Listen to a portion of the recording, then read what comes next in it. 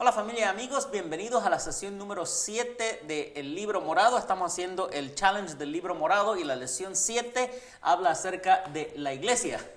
Familia espiritual, la iglesia del Señor. Es un tema muy importante, es un tema que creo que necesitamos tratarlo a profundidad. Así es. Porque es una de las doctrinas en nuestro tiempo que está siendo muy atacada, ¿no?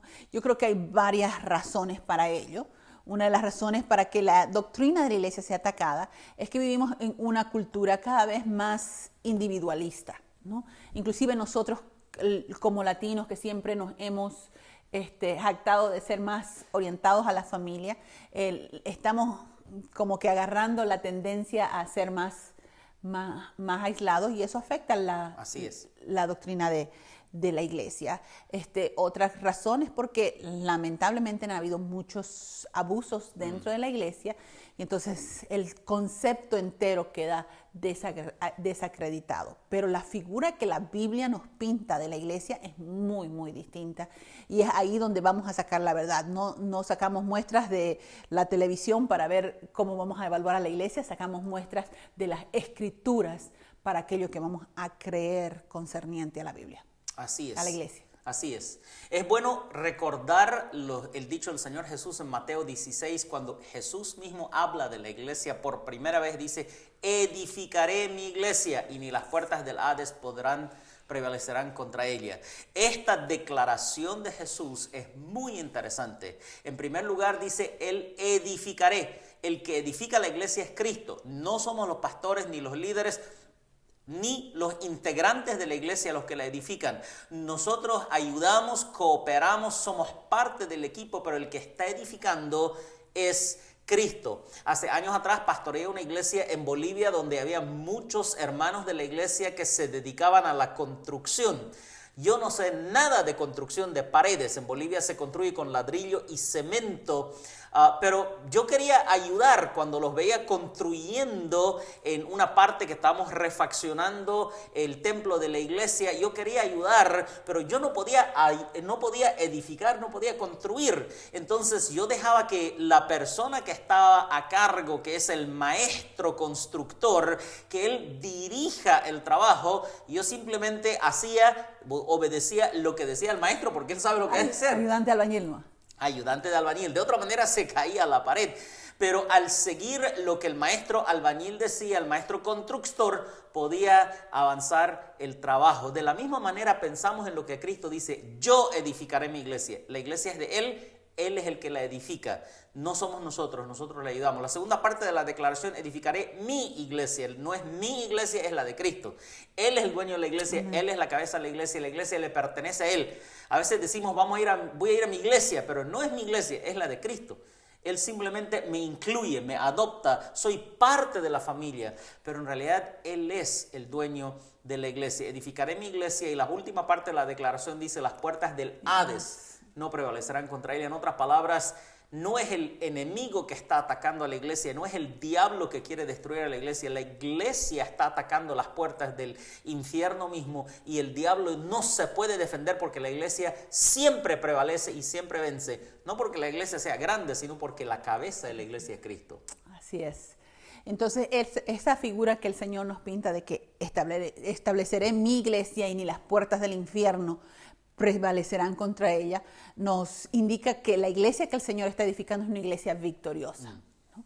Jesús dijo que Él estaba preparando su iglesia para que sea una iglesia sin mancha ni arruga, que sea una iglesia santa. El Señor la está preparando porque Él tiene un destino para su iglesia, y es un destino glorioso, es un destino victorioso. Eso es lo que el Señor tiene preparado para su pueblo. Así es. Así que la primera lección es que la iglesia es victoriosa. La iglesia es victoriosa porque la cabeza ya ha triunfado. Si Cristo resucitó de los muertos, ya no hay más derrota. Y Él establece esta iglesia para crecer, para mantenerse adelante y para lograr un futuro glorioso. Cuando hay un día medio gris, medio tristón, o cuando las circunstancias alrededor de nosotros están bastante difíciles, Es a veces difícil pensar en el futuro glorioso de la iglesia. Nosotros estamos grabando esta lección desde Nashville y este año hemos sido afectados con varias cosas. Comenzamos el año con un tornado que impactó la ciudad grandemente. A las 2 semanas comenzó el coronavirus y seguimos en esa crisis. Hace un par de días otra tormenta grande que dejó 130,000 personas sin electricidad. Y cuando pasan tormentas así, a veces uno dice, ¿y cómo es que vamos a tener un futuro glorioso? ¿Cómo es que vamos a vencer? Y nuestras pruebas son pequeñísimas comparadas con lo que sufren muchos creyentes alrededor del mundo de persecución, de hambre, de muchas cosas. Por eso Pablo dice en Romanos 8, ni persecución, ni hambre, ni desnudez, ni ninguna otra cosa nos podrá separar del amor de Cristo. Porque a pesar de los desafíos que la iglesia tiene un futuro glorioso. El futuro de la iglesia es reinar con Cristo por la eternidad. Pasamos por pruebas, como dice el apóstol Pedro, que las pruebas son como el fuego que purifica nuestra fe, pero al otro lado vamos a ser gloriosamente victoriosos en Cristo por la eternidad. Así que la iglesia es victoriosa, pero la Biblia también se refiere a la iglesia como el cuerpo de Cristo. El cuerpo de Cristo. La Biblia en realidad tiene muchas figuras que utiliza para describir a la iglesia. Algunas de ellas es que la iglesia es como un edificio que los creyentes son piedras vivas sobreedificados sobre la piedra angular que es Cristo Jesús. Otra figura de la iglesia es que somos la novia de Cristo. Entonces, pero la que es más prevaleciente en todas las escrituras es la figura de que somos el cuerpo de Cristo, ¿no? Y yo creo que el simbolismo o la figura del cuerpo de Cristo apunta a dos verdades con relación a la iglesia. La primera es la interdependencia o interconexión que tenemos nosotros como miembros. La Biblia dice somos miembros los unos de los otros. Entonces, nos pertenecemos, somos parte del cuerpo de Cristo. Yo no puedo decirte que puedo vivir una vida independiente, y lo que decíamos al principio de la lección es que hay una tendencia a que, bueno, mi relación con Dios es personal, entonces yo tengo mi relación con el Señor, yo oro, yo escucho, yo leo mi Biblia, entonces yo hablo con Dios, Dios me habla, entonces Dios y yo solito no me quiero ni meter con la iglesia, no la necesito. Pero la Biblia nos pinta una figura diferente. Somos un cuerpo y nos necesitamos. O sea, no es cierto, mi relación con el Señor es personal. Es personal. Mi salvación no viene por ser miembro de una iglesia o pertenecer a un grupo. Mi salvación viene porque yo he puesto mi confianza en el Señor. Pero cuando hago eso, Dios me incluye dentro de una familia. Así como decimos que un bebé es un individuo con derechos y defendemos los derechos del individuo, pero no los defendemos para dejarlos abandonados y que vivan solos, sino para que sean parte de una familia, tienen derecho a la familia. Y eso es lo mismo en la familia espiritual. Somos parte del cuerpo de Cristo, nos necesitamos mutuamente. Y la otra verdad a la que apunta el simbolismo de la iglesia como cuerpo de Cristo es de que somos vivos. Así es. No estamos, es un organismo. Es la figura de que Cristo es la cabeza y de ahí fluye la vida, de ahí fluye la dirección, pero el cuerpo está vivo, no es un mecanismo muerto. O sea, una de las maravillas del cuerpo de Cristo es que cada individuo aporta algo, recibe algo, pero son vivos. Es un sistema que necesita alimentarse, que necesita funcionar, pero que tiene la vitalidad que solamente los seres vivos pueden tener. No es simplemente una institución, no es una organización. Sí nos organizamos para funcionar, pero no somos una organización, somos una entidad viva, un ser vivo, porque somos el cuerpo de Cristo. Yo creo que también la idea del cuerpo de Cristo apunta a la importancia de la unidad, porque cuando dos partes del mismo cuerpo están encontrados, eso es muy difícil para la cabeza del cuerpo, con quién se va a poner y contra quién se va a poner. La importancia de la unidad, somos uno en Jesús. Hay cosas en las que nos separan, hay cosas que nos hacen diferente, pero podemos tener opiniones diferentes y seguir siendo uno en Jesús. Hoy en día más que nunca estamos llamando a la iglesia a la unidad, porque al estar dispersos, al no reunirnos, al reunirnos online, que es un desafío, seamos honestos, a veces uno es fácil olvidarse que somos parte los unos de los otros. Pero ¿qué dice la Biblia? Cómo la iglesia primitiva reaccionaban como un cuerpo. En Hechos capítulo 2 vemos que se mantenían unidos con 4 prácticas diarias. Dice, compartían las oraciones, la doctrina de los apóstoles, o sea, la lectura de la palabra del Señor, el entendimiento de la palabra de Dios, la comunión los unos con los otros y el partimiento del pan, que es la Santa Cena o la Santa Comunión. Entonces, esas prácticas les ayudaban a mantenerse unidos. Y eran tan unidos que cuando vino una gran crisis parecida a la que estamos viviendo ahora, la iglesia no se dividió y no abandonaron los unos a los otros, sino que en Hechos capítulo 4 la palabra nos muestra que los que podían daban, ayudaban para que los que no tenían puedan tener. Y dice, no había ningún necesitado entre ellos. No es que no había necesidades, había necesidades, pero el que podía ayudaba al que no podía. Y juntos, porque somos un solo cuerpo. Somos un solo cuerpo. Muy importante entender eso. Como cuerpo de Cristo tenemos que ayudar a la unidad. Y cuando hablamos de la unidad, y con eso quiero terminar y pasar a la siguiente parte de la lección de la iglesia, es que cuando hablamos de la unidad, no es uno solo el que tiene que esforzarse. Todos practicamos la unidad. Todos participamos en la unidad. No uno o dos, sino todos juntos participamos en la unidad. Así que la iglesia es victoriosa, la iglesia es el cuerpo de Cristo, y esta iglesia también tiene liderazgo, porque para funcionar tiene que tener liderazgo. Toda organización, todo organismo inclusive necesita un liderazgo. La familia necesita un liderazgo. Si la familia fuera todo votos, nunca haríamos nada. No funcionaría, no da. La democracia no funciona de esta manera. La organización necesita una estructura, necesita un liderazgo. Y la Biblia habla acerca del liderazgo en la iglesia. Ya, la forma en que la Biblia describe el liderazgo es muy variada. Es como para que nadie se encajone en que esta estructura tiene que ser. Entonces hay una diversidad de expresiones de liderazgo dentro de las Escrituras. Pero lo que es consistente en la descripción del liderazgo de la iglesia son 2 cosas primeramente. Número 1, que los líderes son llamados por Dios. Entonces hay un llamamiento al liderazgo. Entonces no es simplemente por elección, hay una capacitación de parte de Dios para ejercer una función de liderazgo. Dios nos dota con los dones necesarios para ejercer ese liderazgo. Entonces el liderazgo viene de Dios. Dios lo entrega y lo respalda con el poder de su Espíritu Santo. Como vimos en la lección sobre el Espíritu Santo y los dones espirituales, hay un don de liderazgo, hay dones de apostolado, de pastorado. Así es. Esos dones que en la iglesia funcionan para ser el liderazgo de la iglesia. La segunda cosa que vemos en la iglesia es que el liderazgo cristiano, el liderazgo de la iglesia, no es un liderazgo singular. No es un individuo que lidera la iglesia, sino un conjunto de personas. Es un liderazgo en equipo. Y esto es fundamental por varias razones. Número 1, porque nos necesitamos unos a otros. Nos necesitamos. Al Señor, al repartir el liderazgo entre más de un solo individuo, siempre hay uno que es la cabeza y coordina, o sea, alguien tiene que estar dirigiendo, pero no es el único, no es la sola voz. Es consistente con la forma que Dios estableció el liderazgo desde el principio. Así es. ¿No? Aún en la nación de Israel habían profetas, habían sacerdotes, habían reyes, y cada uno se distribuían el poder para que nadie tenga todo el poder, toda la autoridad.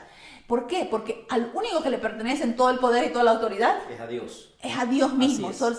Todo honra, honor, poder y gloria, esos son del Señor y no le pertenecen a ningún individuo, ¿no? Entonces se distribuye el poder, eso evita que haya abuso de poder, porque cuando un solo individuo, por más cristianos que seamos, tenemos tendencia a que salgan a relucir nuestros egoísmos y nuestras inseguridades, y un solo individuo es más fácil de equivocarse por último. Pero juntos, en la multitud de consejeros, está la sabiduría. Entonces ese es el tipo de liderazgo cristiano. Es un liderazgo de equipo, un liderazgo colectivo, y es un liderazgo en base a dones que Dios concede y otorga, y es su soberanía, ¿no? Porque es su iglesia, como decíamos al principio, no es de los miembros, no es del líder, es de Cristo. Así es. Entonces Dios es el que llama, y Dios confirma su llamado a través de su iglesia, a través del equipo de liderazgo dentro de la iglesia local. Dios es el que llama, no son los seres humanos. Él es el que selecciona. Y normalmente cuando una persona tiene un llamado, la primera clave para mí como líder de ver que alguien tiene llamado es que esta persona está dispuesta a servir, está dispuesta a venir, a ayudar, a hacer. Cuando uno tiene un llamado de servir a Dios, no aspira simplemente grandeza, sino que está dispuesto a hacer lo que sea, porque entiende que el reino de Dios tiene que avanzar y hay diferentes cosas que se necesitan hacer. Así que la iglesia tiene un liderazgo. Cada iglesia interpreta el tema del liderazgo de diferentes maneras, pero el patrón bíblico es que Dios es el que llama, y Dios confirma el llamado a través del mismo cuerpo de Cristo, y la persona que es llamada al liderazgo tiene la disposición de servir, de aportar, de hacer, de poner su grano de arena para que avance el reino de Dios. Cuando uno ve estas cosas, dice, esta persona tiene llamado. Normalmente como líderes, cuando vemos que hay alguien que tiene llamado, lo primero que hacemos es darle una oportunidad. Y si la persona es fiel en lo poco, como dice la Biblia, se le pone sobre mucho. Ese también es un proceso de liderazgo. No se comienza diciendo, ok, tú vas a ser el jefe de todos los jefes. No se puede hacer eso. Es como agarrar y ponerle un peso de 200 kilos sobre alguien que está queriendo alzar peso. No se comienza con 200, hay que comenzar con 5. Y si alzas los 5, entonces puedes comenzar a alzar 10 y 20 y así. Entonces, en el liderazgo, de la misma manera, se da una oportunidad, y si la persona es fiel, se le va aumentando la opción de servir, de liderar poco a poco para su propio éxito. La iglesia necesita liderazgo. Han habido abusos de liderazgo, somos conscientes de eso. Sin embargo, el hecho de que hayan habido abusos no cambia el hecho de que Dios llamó a la iglesia a tener liderazgo. Hoy día, en el siglo XXI, seguimos creyendo en el modelo bíblico de liderazgo y seguimos apuntando a tener un liderazgo cristiano, balanceado, dirigido por el Espíritu Santo. Algo que es importante notar de la iglesia es que la iglesia son los miembros del cuerpo de Cristo, somos los miembros, o sea, los creyentes, pero cumplimos una función para la comunidad, para más allá de nosotros. O sea, no existimos solamente para nosotros mismos, existimos, sí, nos nutrimos, nos fortalecemos, pero existimos para cumplir la misión de Cristo. En un sentido podemos comparar a la iglesia con Edén. Primero, o sea, Dios estableció a Adán y Eva aquí en este pedacito, y de aquí van a influir al resto de la creación. Luego sabemos que hubo la caída y Dios lo llamó a Abraham y le dijo, vos aquí con tu familia van a influir al resto de la creación, pero no te estoy llamando para vos solito, es para el resto. Y con la nación de Israel lo mismo, aquí lo estoy llamando, pero es para el resto, existe. Y ahora la iglesia es el mismo concepto, o sea, somos llamados por Dios, pero somos el Edén de Dios, el modelo de Dios para el resto de la creación, para el resto de la comunidad.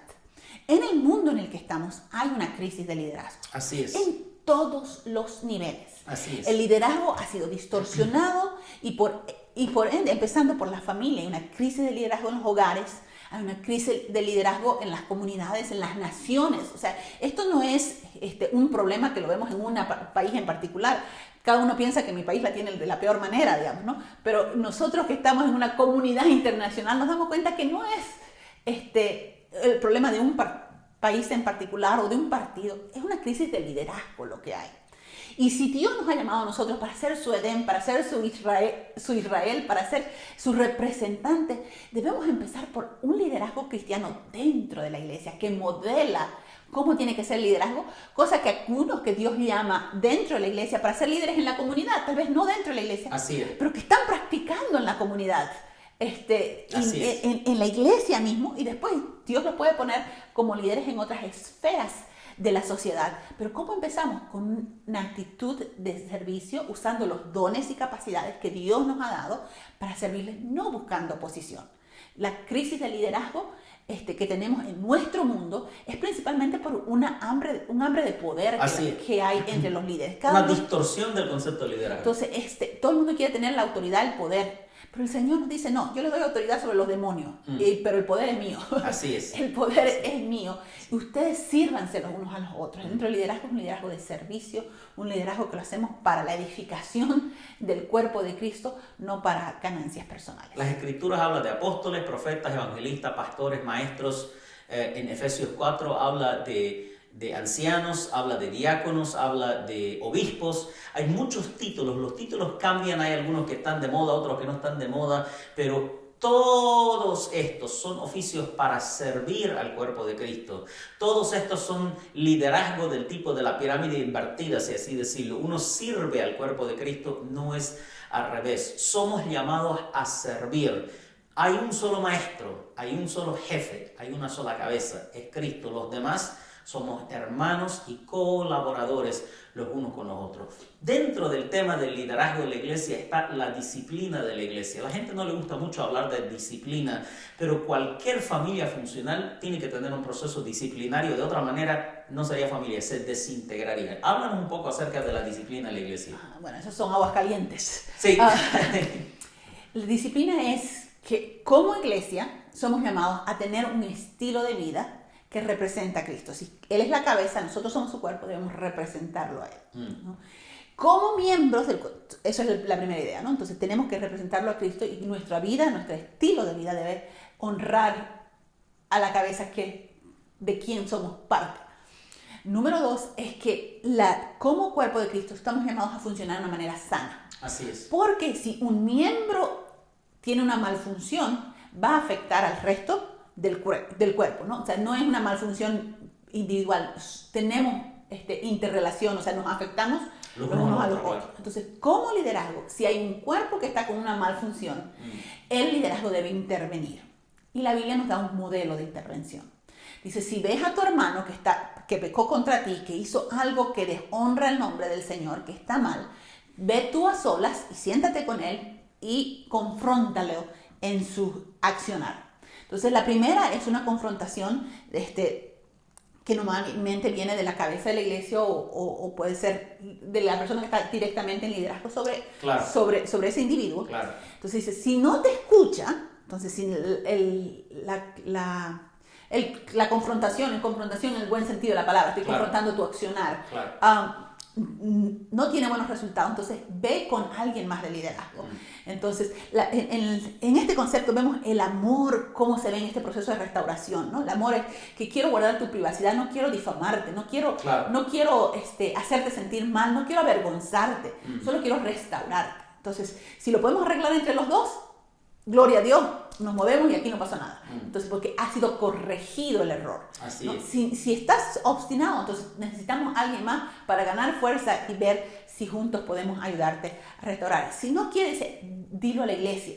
Y en última instancia, dice, tenlo por gentil y publicano. Si alguien persiste en un accionar que es destructivo para el cuerpo de Cristo y no acepta ningún tipo de corrección, dice, tenlo por gentil y publicano. Luego el apóstol Pablo, tenlo por gentil y publicano, esas son palabras de Jesús. Luego el apóstol Pablo más adelante en Corintios dice, la razón por la que hacemos eso es para ver si así se da cuenta que cuando está fuera de la iglesia necesita la iglesia y recapacita y puede arrepentirse. Aún cuando se corta a alguien de la iglesia, no es porque no quiero tener nada que ver contigo, es en realidad quiero que recapacites para que seas reinsertado dentro del cuerpo. Ahora, este proceso nunca debe ser de buena primera. Claro, o sea, es la última instancia. Así es. Y porque es la última instancia y creemos en el poder de Dios y creemos en el liderazgo de la iglesia, casi siempre se soluciona antes. Así es. Entonces, si todas mis instancias de disciplina en mi iglesia llegan hasta la última de expulsar, es porque algo estoy haciendo mal yo como líder. Pero si estamos siguiendo los pasos, porque el liderazgo es puesto por Dios precisamente para evitar esto, normalmente va a haber una restauración mucho en el primero o en el segundo paso, sin ir a mayores. Hoy en día la idea de disciplina y de corrección no es una idea muy popular porque el mundo está creciendo más y más en el área de yo hago lo que quiera porque tengo absoluta libertad y nadie está atacando la libertad, pero libertad no es libertinaje y sí, todos tienen derecho, pero todos tienen responsabilidades. El problema es que todo el mundo quiere tener derecho y no responsabilidad. Al ser creyentes, al ser parte de la familia de Dios, tenemos derechos, pero tenemos responsabilidades. Somos responsables los unos por los otros. Es responsabilidad del liderazgo de la iglesia de traer corrección cuando sea necesario. Ninguna corrección es agradable en el momento, pero aunque algo sea no agradable, yo sé que es para mi provecho. Un ejemplo clásico es cuando tienes una herida bien profunda y te echas alcohol encima o sal si no tienes alcohol. Duele, no es agradable, pero ¿por qué uno lo hace? Porque sabe que eso va a sanar la herida. El liderazgo es llamado a traer corrección, pero la corrección no es castigo, la corrección es cambiar de curso para que no caiga por el precipicio. Es restauración y es positivo, o sea, un concepto bíblico de disciplina es un concepto positivo, de principio a fin. Y ahora yo creo que aún la ciencia está de acuerdo con lo que la Escritura dice, porque cada vez más dicen que, por ejemplo, los niños necesitan disciplina en el hogar. Mientras menos se los disciplina, más desorientados crecen, porque no saben dónde están los límites, no saben para dónde dirigirse. Entonces nos ayuda el saber lo que Dios quiere. Te ha mostrado el Señor lo que es bueno, lo que pide Jehová de ti, ¿no? Entonces el tener una iglesia que nos ayuda a llevar ese estilo de vida es para nuestro propio bien, porque al final y al cabo es cierto que mi conducta tiene efectos en el resto de la comunidad, pero en quien tiene mayor efecto es en mí mismo. Así es. Quien sufre las consecuencias más directamente soy yo. Entonces, por mi propio bienestar y el bienestar colectivo. Así que si alguna vez le toca recibir corrección, tómese por bendecido, porque eso quiere decir que eres considerado parte de la familia. Uno no va corrigiendo hijos ajenos, ¿verdad? Entonces, si recibes corrección en tu iglesia local de parte de tu liderazgo, es porque te consideran parte de la familia, porque te aman. Y también considera que estás recibiéndolo porque hay interés de que tu vida esté en el camino correcto. Ahora, eso no quiere decir que no hayan abusos. Y si hay abuso, uno tiene que tener sabiduría y decir, un momento, eso es un abuso. Pero en la mayoría de las veces, en la mayoría de los casos, los líderes en la iglesia del Señor actúan en amor, en respeto. Así que la disciplina que es parte del cuerpo de Cristo es para nuestro propio bien. Siempre tenemos que tener alguien en nuestra vida que nos puede mirar con honestidad y decir, esto que estás haciendo no está mal. Y tenemos que tener la humildad de recibir la corrección y decir, aunque me duele, yo sé que estás hablando para mi bien.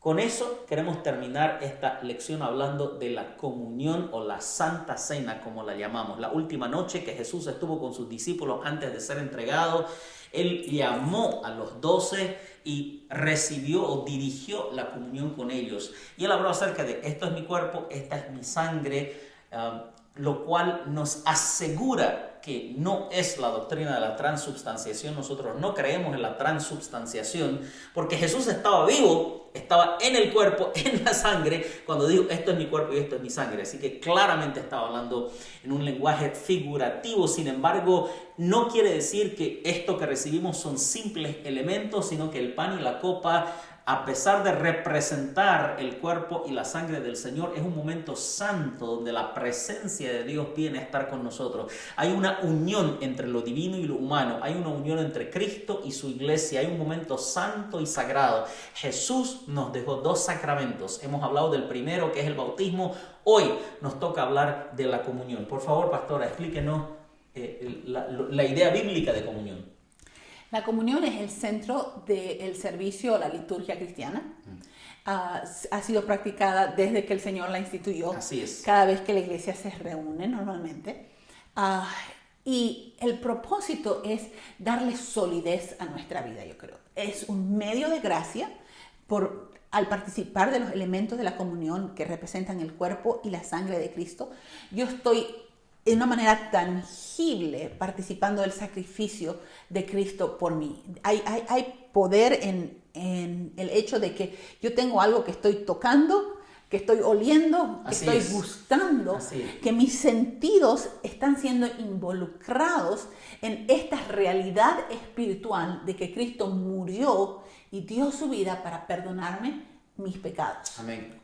Entonces, una de las cosas que estamos hablando mucho de crisis, pero es que estamos en una de las cosas que hace esta crisis más crítica es el hecho de que no hay nada en quien confiar. ¿Verdad? Uno escucha una noticia y después resulta que esa no era verdad, que es así, ni de las noticias, ni de los científicos, ni de los líderes políticos. Pareciera que por todos lados no puedo confiar aquí, no puedo confiar allá, no puedo confiar allá. Pero sin embargo, cuando yo vengo a la mesa del Señor a participar de la comunión, esto es verdad, esto es tangible, esto es cierto. Cristo dio su vida por mí. Él resucitó de los muertos y Él va a volver para reinar con su iglesia. Y eso es lo que recordamos. Recordamos su sacrificio, anunciamos el mensaje del Evangelio, que es la muerte y la resurrección de Jesucristo, y esperamos y anunciamos también su venida. Él viene, Él va a corregir todo lo que está mal en este mundo y Él va a establecer su reino. Y esa es una roca sólida sobre la cual establecer mi vida. Entonces, cuando yo vengo a la iglesia, no importa cuáles sean mis sentimientos, mis emociones, mi estado anímico, esto es cierto, esto es sólido, eso no depende de mis emociones ni de las circunstancias, esto es verdad. Este mensaje es verdadero, no importa quién sea el predicador, ni cuán animado o estoico sea el predicador, esto es cierto. Y es que el Cristo dio su vida por mí, que resucitó y que va a volver. Así es. Con esto queremos terminar esta lección acerca de la iglesia. Queremos animarle a estar en comunión. En nuestra iglesia recibimos la comunión cada semana, aún lo estamos haciendo online y sé que no es lo mismo. Pero este tiempo va a pasar, esta crisis va a pasar. La iglesia, no es la primera vez que la iglesia queda prohibida de reunirse o queda incapacitada de reunirse. Ha pasado muchas veces a lo largo de la historia y nos hemos vuelto a reunir y hemos continuado creciendo. Y cuando se reabran las puertas, la iglesia va a crecer grandemente. Pero en este tiempo aún, manténgase en comunión los unos con los otros. No se separen los unos de los otros. No se olviden los unos de los otros. Llámense los unos a los otros. Y anímense en la fe los unos a los otros. Somos uno en Jesús. Que Dios los bendiga. Hasta la próxima.